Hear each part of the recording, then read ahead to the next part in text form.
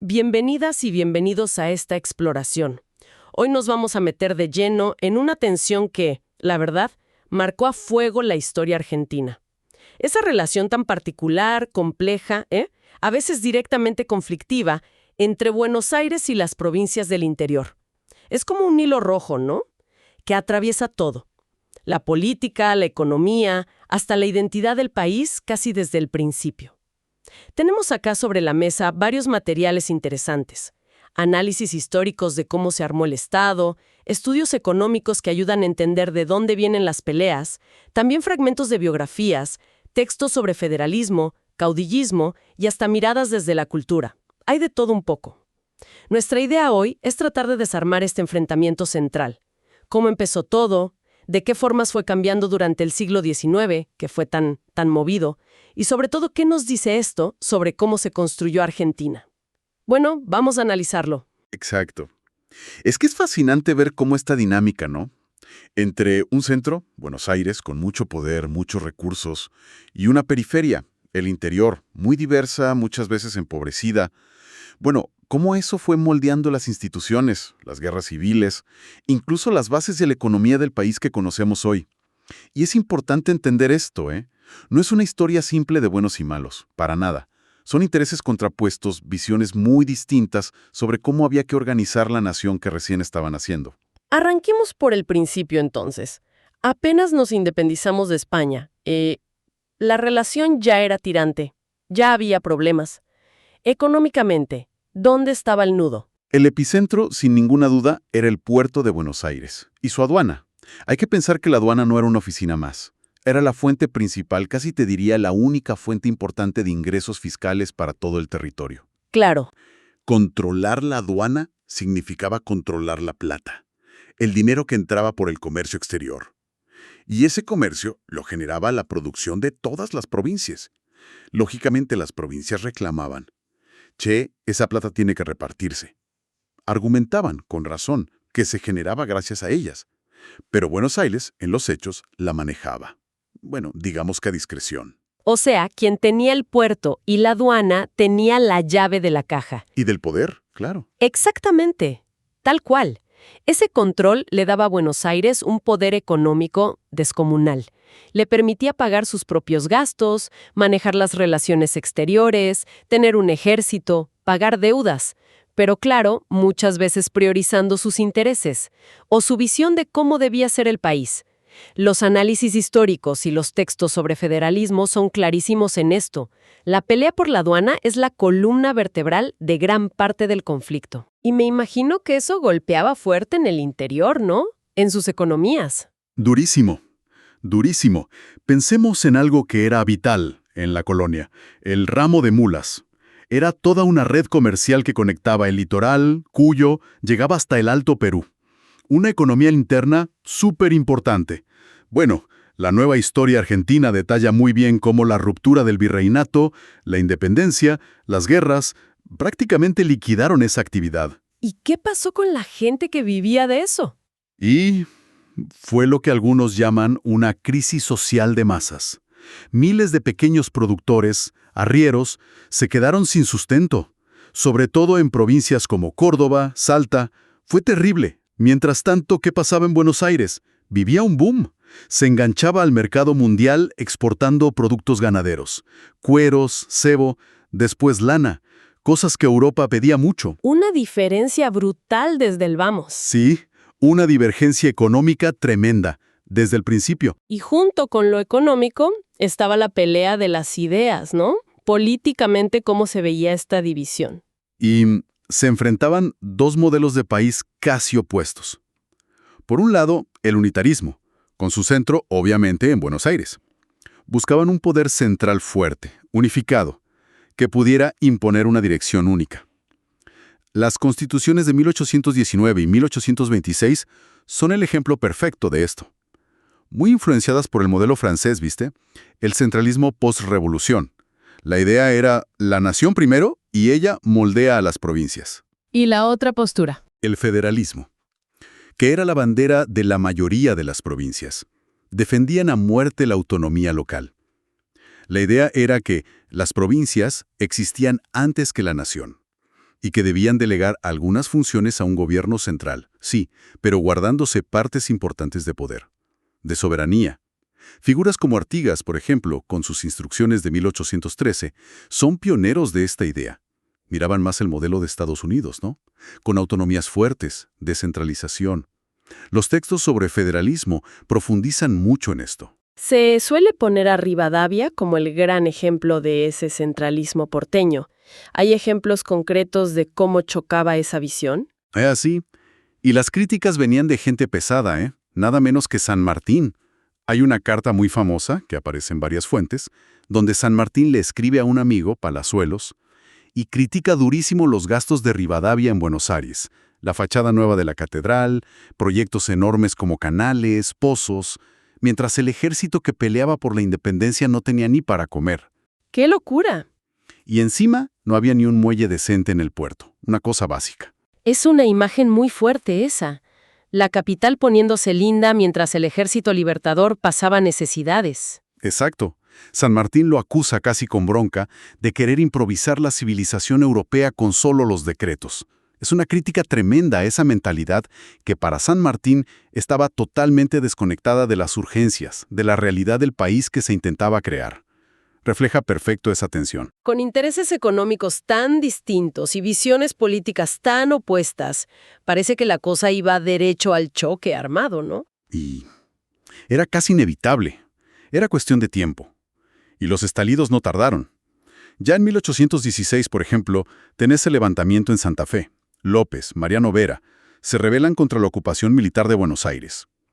Pero el gran quiebre, digamos, el primer golpe fuerte al poder central, es la batalla de Cepeda, en 1820. Ah, sí, Cepeda. Un antes y un después. Totalmente. Ahí los ejércitos de Santa Fe y Entre Ríos le ganan a las tropas del Directorio de Buenos Aires. Como dice Romero en su breve historia, esa batalla directamente disuelve el poder central y abre una etapa donde las provincias asumen formalmente su autonomía.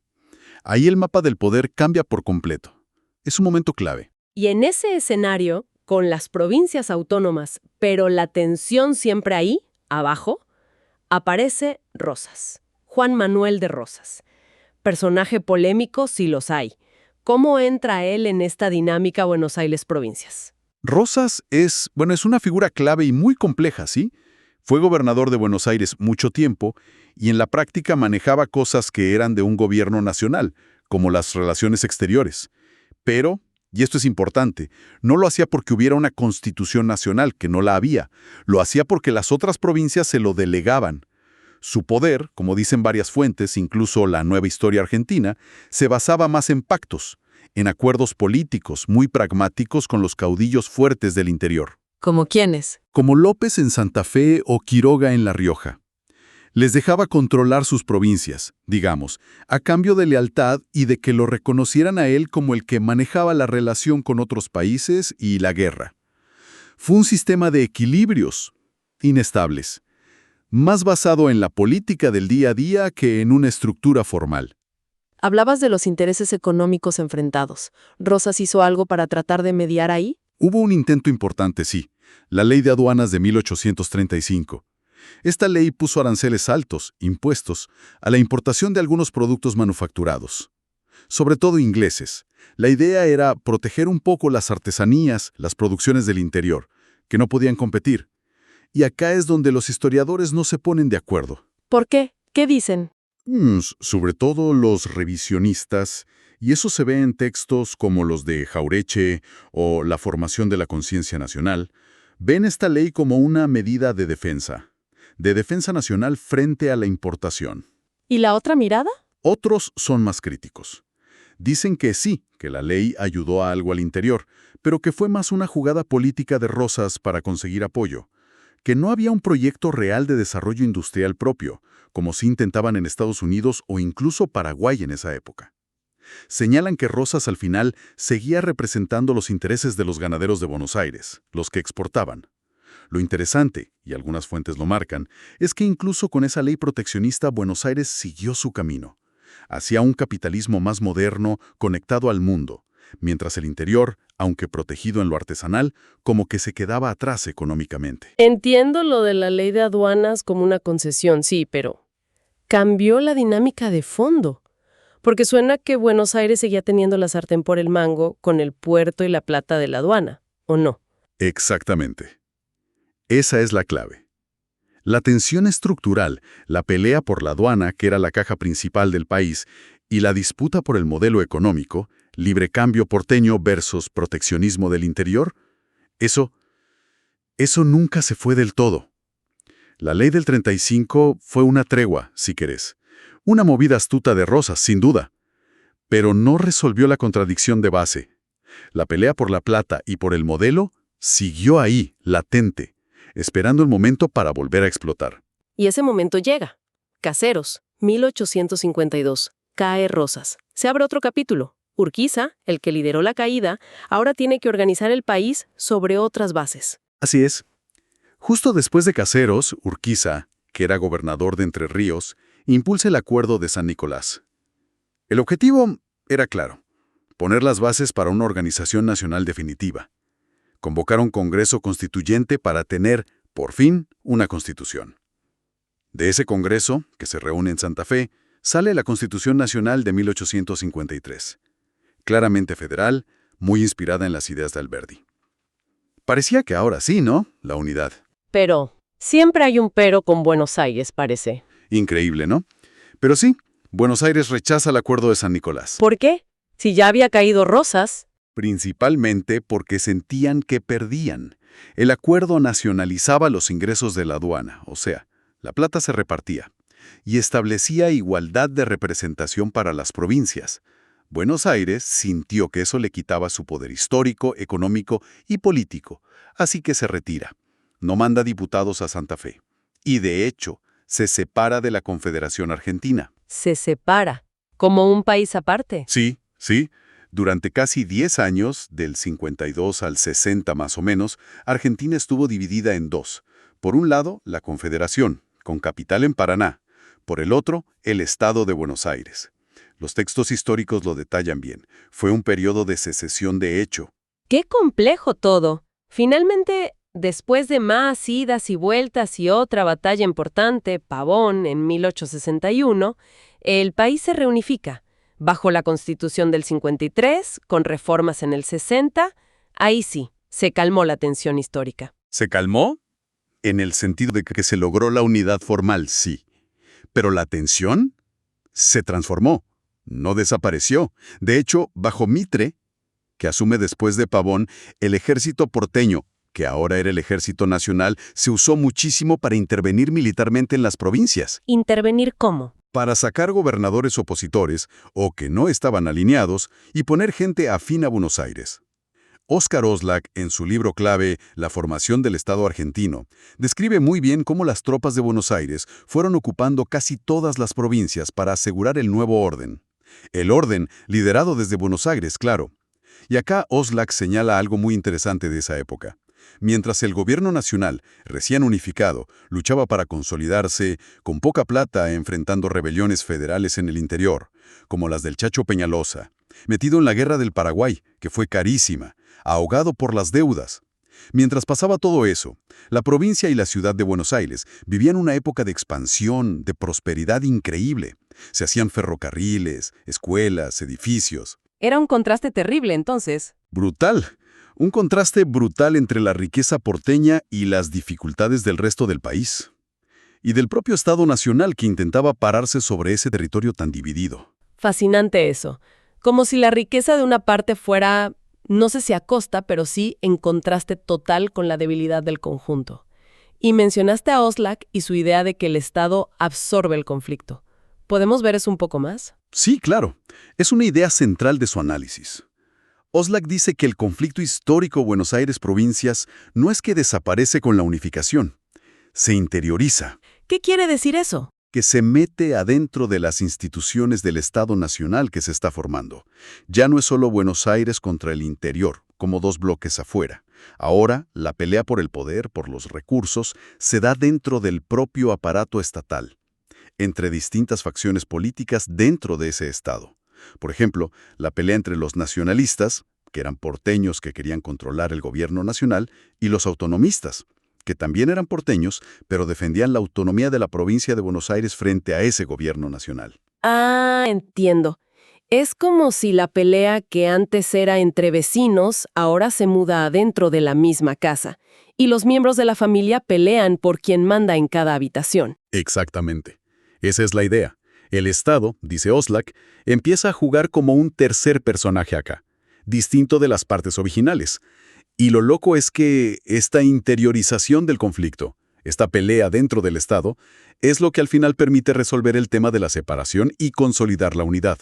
Aunque ojo, el modelo que se consolida, si bien tiene una constitución federal en los papeles, en la práctica va a seguir siendo muy centralista. Y las intervenciones militares que mencionaste, ¿fue fácil para ese Estado nuevo imponer su poder militar en las provincias? Para nada. Fue un proceso larguísimo, muy caro y con muchísimos conflictos. Las provincias no querían saber nada con ceder el control de sus propias fuerzas militares, las famosas guardias nacionales. ¿Qué eran exactamente esas guardias nacionales? No eran ejércitos profesionales, ¿eh? Eran milicias, civiles que se podían llamar a las armas. Eran la base del poder de los gobernadores, de los caudillos locales, el instrumento para defender su autonomía. Entregarle el control al ejército nacional, que se formaba con voluntarios, sí, pero también con levas, o sea, gente reclutada a la fuerza, lo que generaba mucho rechazo. Bueno, eso lo veían como perder su poder, una amenaza directa. Además, armar ese ejército nacional costaba mucha plata, y como decíamos, el presupuesto nacional siempre estaba ajustado. Los datos de Oslak son tremendos. Durante la Guerra del Paraguay, entre el 55 y el 65% de todo lo que gastaba el gobierno nacional se iba en gastos militares y en pagar la deuda pública, que venía en gran parte de guerras anteriores. ¡Qué barbaridad! Casi todo el presupuesto. Sí, un esfuerzo enorme que dejaba muy poco para otras cosas. Así que la consolidación militar fue lenta, cara y siempre resistida. Entonces, por ir resumiendo, se logra la unidad nacional bajo la Constitución del 53-60. Pero fue un camino lleno de obstáculos y dejó marcas profundas, ¿no? ¿Cuáles dirías que son las cicatrices más visibles que dejó todo este siglo de conflicto? Sin duda, la marca más profunda es esa tensión entre lo que dice la ley y lo que pasa en la realidad del poder. Varios autores, y esto se ve en los textos sobre federalismo, coinciden en que el modelo que se impuso al final, sí, adoptó una forma federal en la Constitución, pero en la práctica funcionó de manera muy centralista. El poder, tanto político como económico, tendió a concentrarse mucho en Buenos Aires, y eso generó desequilibrios entre las regiones, enormes. Desequilibrios que en gran medida siguen hasta hoy. Se armó una brecha grande entre la Constitución formal, la del papel, y la Constitución material, la que de verdad mandaba en las relaciones de poder. Y esa relación tan especial, tan cargada de historia entre Buenos Aires y el resto del país, sigue siendo un tema en Argentina, ¿no? ¿Siempre vuelve a aparecer? Totalmente. Es una relación que sigue marcando mucho la política, la cultura. Félix Luna, lo citan en una de las fuentes, dijo que era la relación más dramática de la historia argentina. Y creo que tiene razón. Aunque el Estado Nacional se consolidó como el árbitro final, como decía Oslak, esa tensión de fondo, esa desconfianza mutua que se alimentó durante un siglo de peleas por plata, por poder, por visiones de país, eso sigue ahí. Es un factor que reaparece todo el tiempo en los debates de hoy. Hicimos un recorrido intenso, por un siglo clave. Vimos cómo esa puja Buenos Aires-provincias fue mucho más que una simple pelea política. Marcó la economía, causó guerras terribles y terminó dando forma a la estructura misma del Estado argentino. Si tuvieras que sacar una gran conclusión de todo esto, ¿cuál sería? La conclusión principal, creo, es que para entender la Argentina de hoy, con sus discusiones actuales sobre federalismo, sobre cómo se reparte la plata, con sus desequilibrios regionales que no se terminan de cerrar, incluso con sus identidades a veces tan fragmentadas, bueno, para entender todo eso es fundamental mirar para atrás. Hay que entender estas peleas fundacionales, por quién tenía el poder, por cómo se repartían los recursos y al final, por qué tipo de país se quería construir. No son solo ecos del pasado, son las raíces, las estructuras de muchos de los problemas y debates que Argentina tiene hoy. Y con esa idea, entonces, dejamos una reflexión final para quienes nos escuchan. ¿De qué maneras concretas creen que resuena hoy esta tensión histórica entre el centro y la periferia? Se ve en las discusiones sobre la coparticipación federal, por ejemplo, en cómo se concentra el poder político, económico, cultural en Buenos Aires y alrededores, O quizás en las diferencias de oportunidades, de calidad de vida, que todavía hay entre la capital y el interior. Entender este largo conflicto del siglo XIX nos ayuda a interpretar mejor los desafíos, las divisiones de la Argentina actual. Bueno, una pregunta que queda abierta para seguir pensando. Muchísimas gracias por acompañarnos en esta exploración de la historia argentina.